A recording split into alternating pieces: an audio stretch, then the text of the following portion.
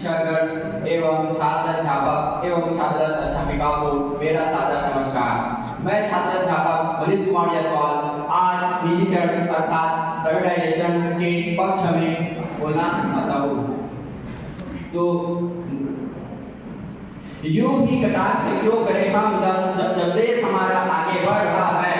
भ्रष्टाचार उन्मूलन से हटकर देश हमारा आज नाम रोशन कर रहा है। महोदय, आज देश हमारा 2024 में विकसित देश के रूप में धीरे धीरे आगे बढ़ रहा है।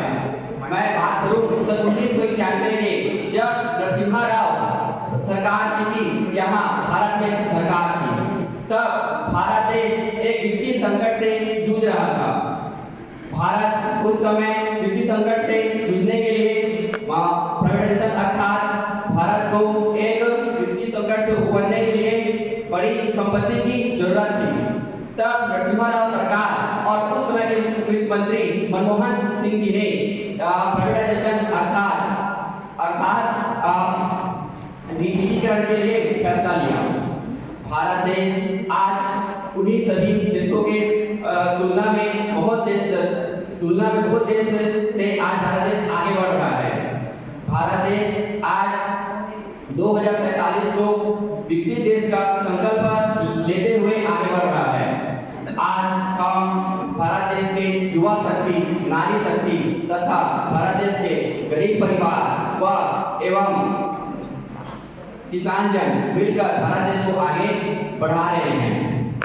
हम बात करें निजीकरण की। आपने हाल ही में देखा होगा एयर इंडिया कंपनी को, जो कि सरकारी संपत्ति थी, जो कि घाटे में चल रही थी। सरकार ने एयर इंडिया को टाटा कंपनी को बेचा।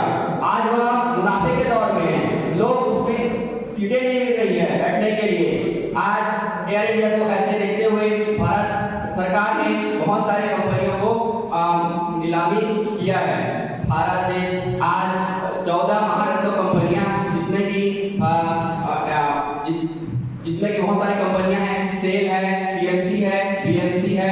ये भारत ने 78.79% से भी अधिक के शेयर बेचकर यह देश में एक अलग ही नींव रखी हुई है। भारत देश आज अपने इंफ्रास्ट्रक्चर के दौर पर, मेडिकल सेवाएं संस्थान के दौर पर आगे बढ़ रहा है। मैं निजीकरण के पक्ष में बोलूंगा कि भारत देश के निजीकरण होते हुए आज हम देखेंगे कि सरकारी जितने भी स्कूल हैं वहाँ की स्थिति बहुत ही दयनीय स्थिति है।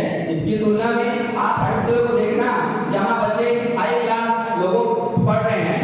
सरकारी स्कूलों में आजकल के शिक्षक केवल अटेंडेंस, क्योंकि पैसे मिलने के कारण बहुत शिक्षक जाते हैं, क्योंकि उन्हें सिर्फ पैसा मतलब रहता है। आप जब निजीकरण के स्कूलों के देखोगे प्राइवेट स्कूलों में, तो उसमें शिक्षक में बिना अटेंडेंस लिए हुए वहाँ के बिल पेमेंट जो होता है उसके तौर तरीके से ही पैसा मिलता है। आज भारत देश इन्हीं भ्रष्टाचारियों के कारण आगे नहीं बढ़ पा रहा है। आज हम बहुत से चीजों में भी पिछड़े हुए हैं, लेकिन धीरे धीरे भारत देश 2047 तक विकास रूप में आगे बढ़ जाएगा। क्यों न बढ़े, देश हमारा है, हमारी संस्था है, हमारा भविष्य है, तो भारत देश आगे बढ़ेगा। युवा शक्ति पर प्रधानमंत्री मोदी जी ने जोर देते हुए कहा है कि युवा शक्ति ही भारत की नींव है। भारत देश को आगे बढ़ाने में ही युवा शक्ति ही आगे रहेंगे।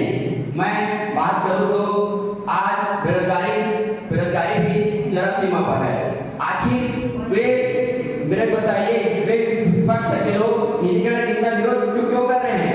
क्या बेरोजगारी भी पक्ष रहने पर खत्म हो रही है क्या? अगर बहुत सी संस्थाएं इनके पक्ष में रहेगी तो भारत देश आज अपना नाम रोशन